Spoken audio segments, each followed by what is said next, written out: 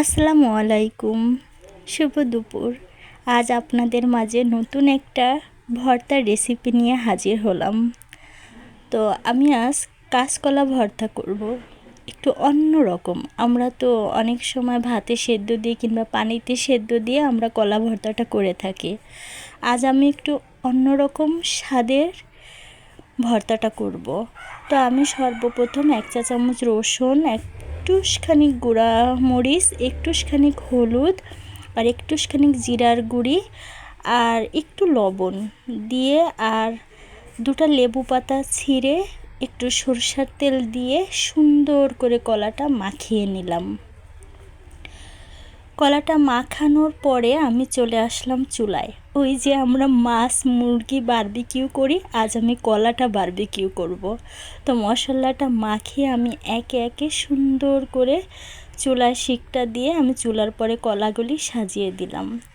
কাঁচকলা ভর্তা একদম নতুনভাবে, জানি না এভাবে কে খেয়েছে, কিন্তু খেয়ে দেখবেন এতই যে মজা যে বিশ্বাস করবেন কি না জানি না, না খেলে বোঝাতে পারবো না। তো দেখুন আমার কলাগুলি হয়ে গেছে, চুলার পরে আগুনের তাপে তাপে একদম সুন্দর করে পড়েও না এবং সেদ্ধও হয়ে গেছে আমার কলাটা। একটা সুন্দর ঘ্রাণ বের হয়েছে লেমন লেমন। তো আমি এখানে একটা শুকনা জাল ভেজে নিচ্ছি, কারণ আমার মা বাবা বেশি ঝাল খেতে পারে না, এর জন্য ঝালটা কম। আর ওখানে তো গুঁড়া জাল অ্যাড করছি, এখানে কাঁচা জাল, এর জন্য শুকনা জালটা একটা দিলাম। আর আমার ঝালের দরকার হলে আমি একটা দাঁতের ফাঁকি দিয়ে আমার গালে জাল লাগাই নেব। তো এখানে দেখুন আমি গুঁড়া জালটা হাতে ডলে আমি পেঁয়াজগুলি একদম পাপড়ি পাপড়ি করে বড় বড় করে কেটে নিয়েছি। এটা সুন্দর করে তেলের পরে ভেজে আর